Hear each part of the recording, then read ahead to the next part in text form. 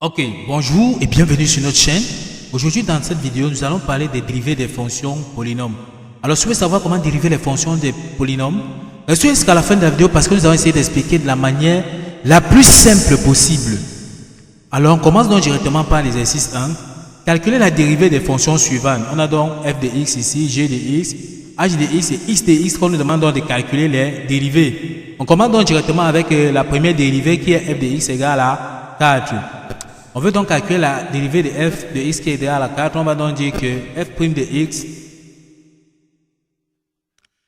x sera donc tout simplement égal à la dérivée de 4.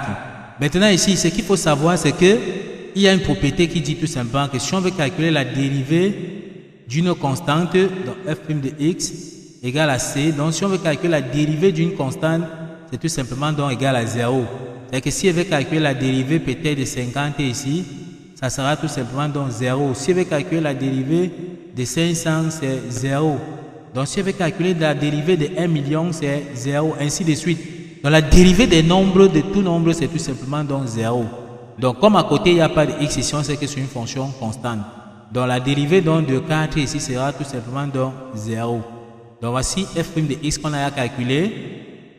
On va donc passer directement donc à g de x ici. Maintenant, g de x égale à 2x plus 5. Ici, pour nous, on voit bien que, ici maintenant, il y a x ici qui apparaît. On savait vu dans la première question que la dérivée de 5 ici, c'est 0. D'après la dérivée, comme on a dit, la dérivée d'une constante est égale à 0. La dérivée de tout nombre est égale à 0. Maintenant, quelle est la dérivée de x? On sait que la dérivée de x, c'est 1. Maintenant, comment on fait pour trouver dans le 1?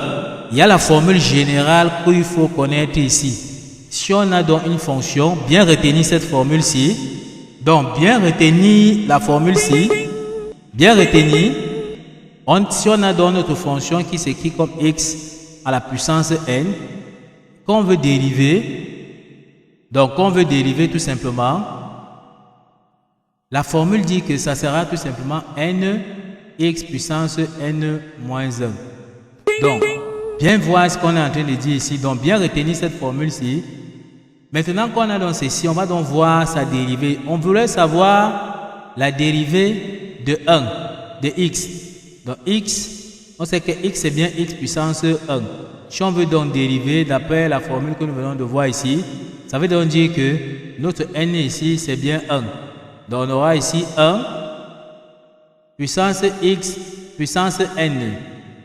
On voit bien que notre n ici c'est 1. Donc on aura 1 moins 1. Donc, on aura ici 1 moins 1. Ça veut dire qu'on aura donc 1 puissance x.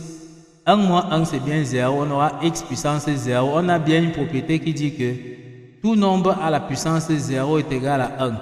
Donc, du coup, on aura ici 1. Donc, la dérivée donc de x est tout simplement donc égale à 1. Donc, on doit y comprendre ceci. Maintenant, on va donc essayer de voir ce que x carré donne pour appliquer dans l'exercice qu'on va voir tout à l'heure. Si on veut dériver x carré de la même façon, on applique toujours la même formule ici. N ici c'est 2. D'accord? N ici pour nous donc c'est 2. Donc on aura donc 2 puissance x puissance n qui est 2 moins 1. D'après la formule que nous avons montrée ici, 2 moins 1. Donc on aura donc égal, tout simplement ici, ça sera égal à 2. 2 moins 1 c'est tout simplement donc 1. Donc on aura 2 puissance 1. Qui est égal à 2x. Donc la dérivée de x carré est tout simplement égale à 2x. Donc voici comment on applique donc tout simplement dans les formules ici. Donc retenez bien la formule ici et les appliquer. Ok, une fois donc qu'on a compris ceci, on peut donc venir donc sur notre expression de g de x qu'on nous a donc demandé de dériver. On a donc g de x. Donc notre g' de x qu'on nous demande donc de dériver ici, sera donc la dérivée donc de 2x plus 5. D'après ce que nous avons vu ici, nous avons vu que la dérivée de x, donc nous avons vu que la dérivée de x ici c'est 1.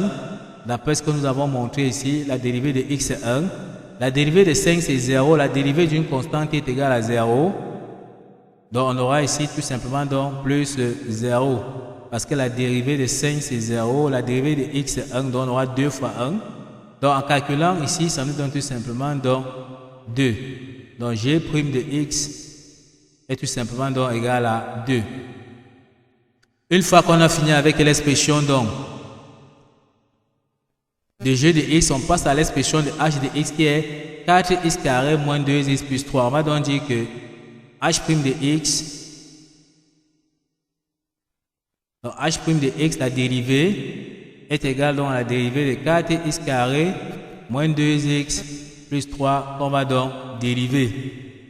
D'après ce qu'on a vu tout à l'heure ici, on aura donc la dérivée donc de x carré. La dérivée de x carré, c'est 2x comme on a vu ici. D'accord, on va donc remplacer par sa valeur ici. Donc on aura 4 multiplié donc par 2x. Tout à l'heure, on a vu que la dérivée de x, c'était 1. On a démontré ça ici. Donc on va remplacer tout simplement x ici. La dérivée donc par 1. Donc on aura ici moins 2 multiplié donc par 1. Maintenant, nous avons vu également que la dérivée d'une constante, dont la dérivée de 3, c'est 0. Donc la dérivée de 3, c'est 0. Donc la dérivée de 3, c'est 0. La dérivée d'une constante est 0. Donc la dérivée des nombres, c'est tout simplement donc 0. D'accord? Une fois qu'on a compris ceci, on n'a qu'à développer ici. En calculant, ça nous donne 4 fois 2x, ça nous donne 8x. Et on aura ici moins 2 fois 1, ça va nous donner moins 2. Ici, on aura donc 0. Donc, on aura donc 8x moins 2.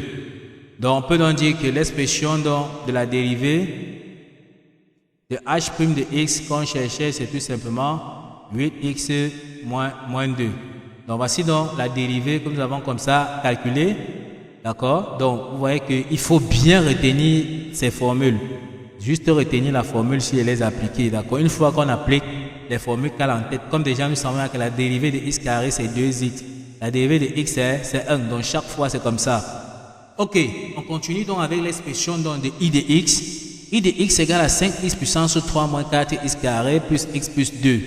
On va donc comme tout à l'heure calculer donc i' de x qui est sa dérivée. I' de x sera donc la dérivée de 5x carré moins 4x carré plus x plus 2, on nous demande donc de dériver.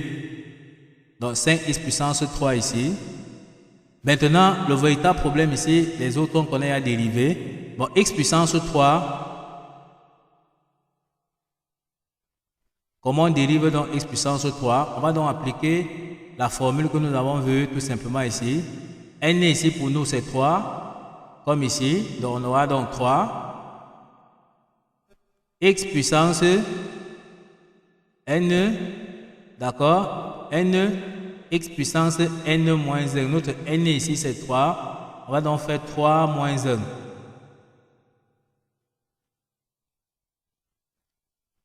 Ça va nous donner tout simplement donc 3 moins 1 ici.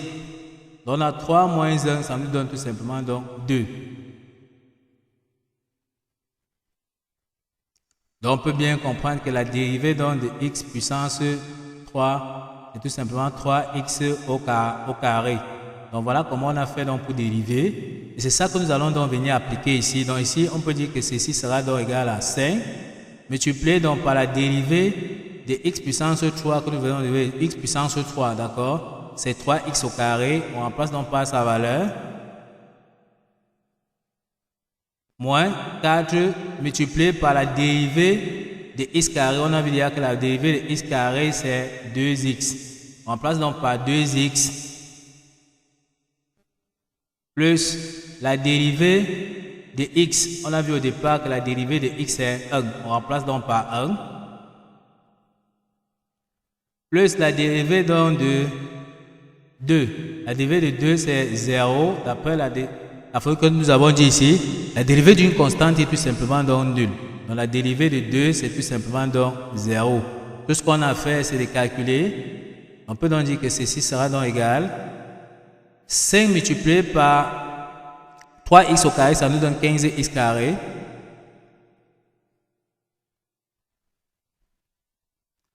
Ensuite, on aura ici moins 4 multiplié par 2x, ça nous donne moins 8x.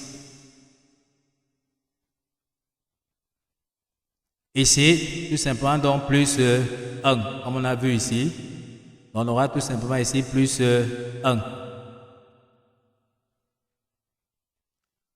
Ok, donc ici, voici donc l'expression de I' de x que nous avons donc comme ça calculé, tout simplement, en appliquant donc les différentes formules des calculs des dérivés que nous avons vus ici, d'accord? Donc, juste bien maîtriser donc ces formules, sa formule-ci, et à chaque fois l'appliquer. Et lorsque vous appliquez ça constamment sur les exercices, les formules calent dans la tête. Donc, du coup, il y aura plus faire, vous n'avez plus besoin de trop faire les démonstrations, d'accord? Il suffit juste d'appliquer ça plusieurs fois et on retient ça facilement.